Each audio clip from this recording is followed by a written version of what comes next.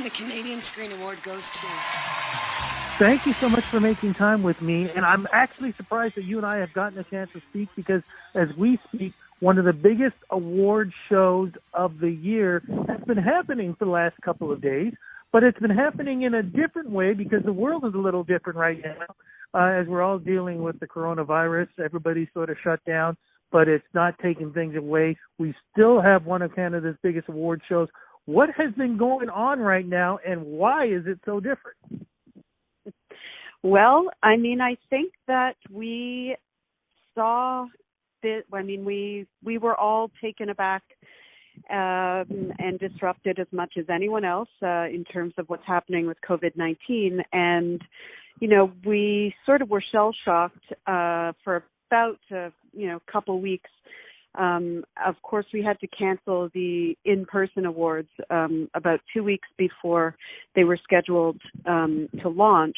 So we kind of came back and said, you know what, let's figure out a way that we can give our nominees and the winners their moment.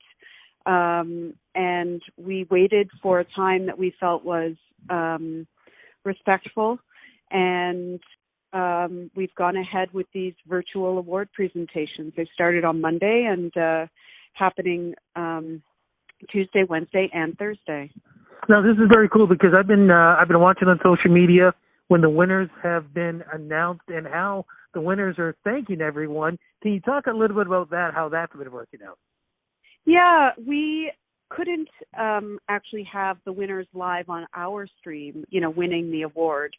So what we did is we asked all the winners to please record their reactions, and if they wanted to upload their reaction or their acceptance speech to their social media platform of their choice, then we would retweet those or share those with our followers. And what's happened is we've actually compiled some incredibly touching, very creative, fantastic acceptance speeches, of the kind that we wouldn't get had these awards been in person.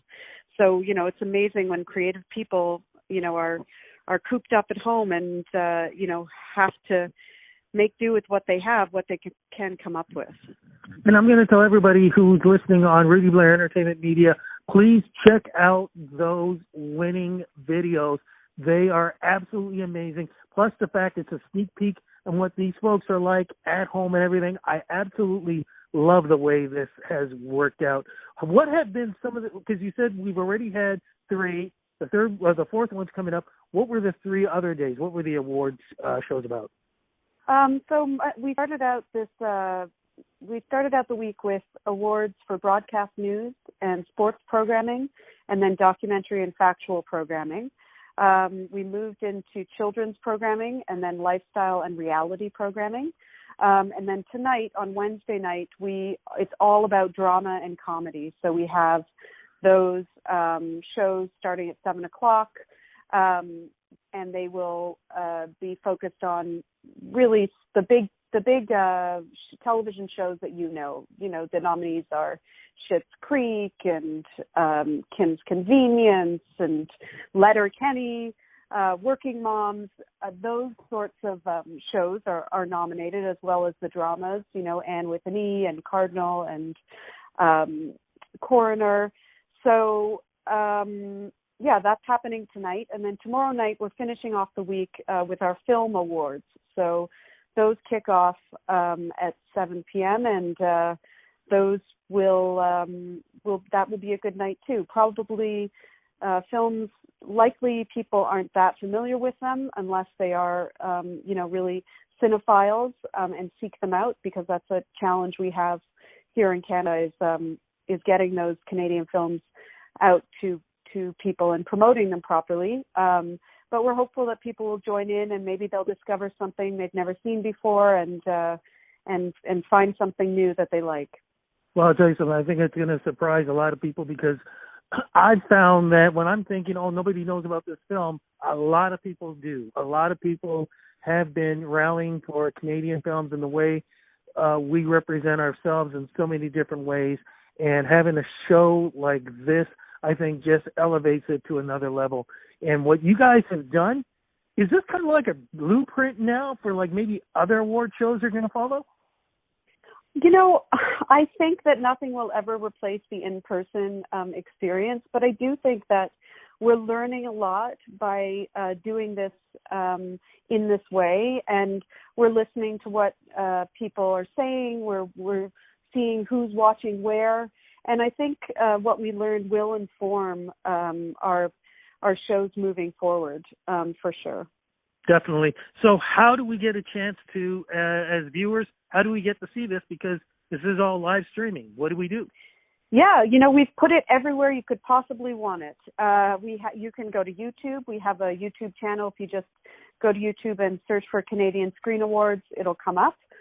You can go to academy.ca. That's our website. It's streaming there. And it's also streaming on Facebook and Twitter. So, again, if you just search us up on either of those platforms, you'll be able to see the shows. Well, look, I'm used to being there myself on the red carpet with all the excitement, but I think this is such a unique experience. With everything going on, I think this is great what you guys have done. Cross your fingers next year that I'll be back on that red carpet, but I think this is going to be something 2020 nobody is ever going to forget, and it's also going to show just how smart we can be in tough situations. Well, I hope so. Thank you so much for saying that, Rudy, and for tuning in. We really appreciate it. No, thank you so much. Good luck to all the nominees, and congratulations to the winners and the nominees, because no matter what, this is what Canadian arts is all about. And like I said, you guys help elevate it to a whole different level. Thank you again for the interview. Thank you again for making these awards happening, and looking forward to seeing you guys next year and hopefully in person on the red carpet. Thanks, Rudy. Take care. Bye-bye. Okay, bye-bye.